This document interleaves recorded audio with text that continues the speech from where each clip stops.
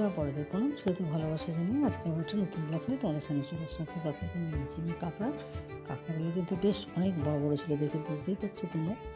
কাঁকড়াগুলো তো বাড়িতে কাটা সম্ভব নয়, তাতে মাসিকে দিয়ে কাটিয়ে নিলাম।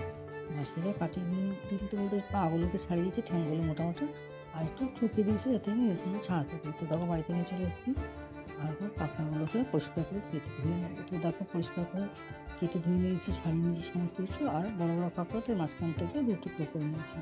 আর পাগুলোকে কিন্তু একটু দেখো আমি ছুরির পেছনটা দিয়ে ঠুকে দিয়েছি যাতে তেল মশলাটা ভিতরে ঢোকে। আর দেখি ঘিলুগুলো একটা আলাদা করে বের করে নিয়েছি। এখন করে নেবো একটা মশলা, আদা, পেঁয়াজ, রসুন, একটা কাঁচা লঙ্কা, আর দিয়ে দেবো সাদা জিরে দিয়ে সামান্য জল দিয়ে মশলাটা মিশিয়ে সুন্দর করে পেস্ট করে নেবো। আর পরে দিয়ে একটু তেলটা গরম হলে কাঁকড়াগুলো 2-3 মিনিটের মতো সামান্য মতো ভেজে নেবো।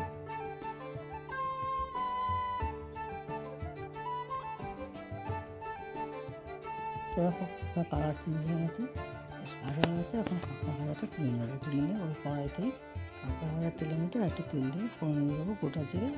ফোড়নটা আসলে দিয়ে দেবো আলুগুলো কিন্তু বেশ মাংসের মতো করে মোটা মোটা করে কেটে দেবো, কারণ এটা কিন্তু মাংসের মতো করে রান্না করতে হবে। আর দিয়ে দেবো সামান্য মূল্য দিয়ে ভালো করে সুন্দর করে আলুটাকে ভেজে নেবো। তো দেখো আলুটা ভাজা হয়ে গেছে, এখন দিয়ে দেবো আগে থেকে বেটে রাখা মশলাটা, আর দিয়ে দেবো একটু মিশিয়ে জারটা ধুয়ে জল দিয়ে ভালো করে কষিয়ে নেবো।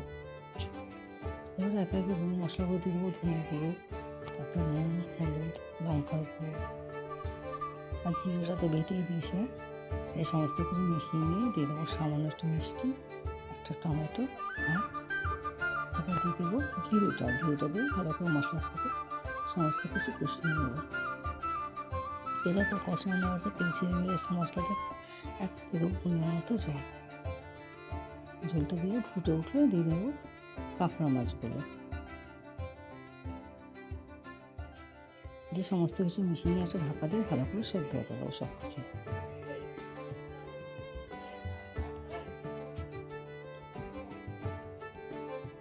তো খেতে কিন্তু বন্ধুরা দুর্দান্ত হয়েছিল। আর এই শীতের টাইমে কাঁকড়া কিন্তু ঘিলুটাও বেশ ভালো করে খেতে কিন্তু ভালো হয়।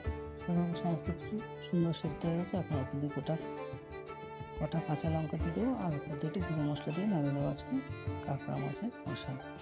আজকের মতো ভিডিওটা এখানেই শেষ করছি। সবাই ভালো থাকবেন, সুস্থ থাকবেন। যদি আমার ভিডিওটা ভালো লেগে থাকে সেটা লাইক সাবস্ক্রাইব করবেন।